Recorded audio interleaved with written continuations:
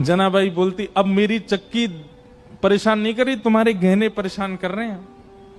तो ठाकुर जी अपने सारे आभूषण उतार करके किनारे धर देते कि जनाबाई का स्वर मैं सुनता रहूं, इस स्वर के बीच में कोई और बाधा नहीं आवे। और ठाकुर जी अपने सारे आभूषण उतार करके किनारे में धरते और जनाबाई के साथ धीमे धीमे चक्की पिसाते और जनाबाई गाती। इसके बाद की लीला थोड़ी सी हृदय को थोड़ी पीड़ा तो देती है, पर है लीला। फिर ऐसा हुआ कि सुबह का समय हो गया, ठाकुर जी बैठे रहे पूरी रात। इतने में ही मंगल बाजे बजने लगे, घंटे घड़ियाल बजने लगे। पंडरीनाथ भगवान की मंगला आरती, उसको काकड़ा आरती बोलते हैं, काकड़ा आरती का समय हुआ। ठाकुर जी बोले, ए जना, मैं तो भूल ही गया। बोले, क्या हो गया? बोले, मंदिर में आरती होने वाली है।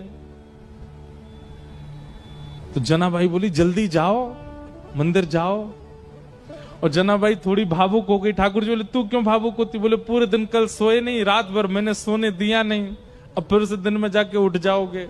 ठंडे ठंडे पानी से सब तुमको नहलाएंगे, तुमको दूध से नहलाएंगे, बिल्कुल आराम नहीं करने दिया मैंने। ठाकुर जी बोले, तू भी तो नहीं करेगी तो मैं भी नहीं करूंगा। इतना सुख ठाकुर जी जनाबाई को। तो तुरंत ठाकुर जी जाने लगे तो जनाबाई से बोले, ए सुन, तू अपनी सॉल दे दे। क्यों? ऐसे जाऊंगा तो सब पहचान जाएंगे मुझको, वहां पुजारी पंडा सब भारी खड़े होंगे, थोड़ा धक्के जाऊंगा खुद को तो किसी को पता नहीं चलेगा। और जनाबाई की सॉल लपेट करके श्री पंडरीनाथ भगवान पहुंचे मंदिर।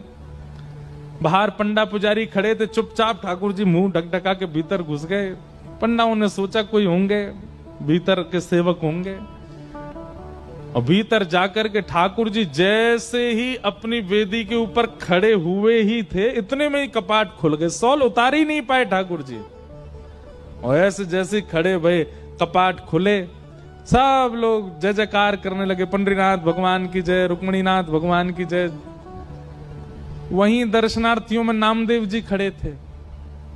नामदेव जी ने जैसे ही ठाकुर जी को, नामदेव जी का नियम था रात्रि शयन के दर्शन करके जाते थे, फिर सुबह मंगला में आते थे।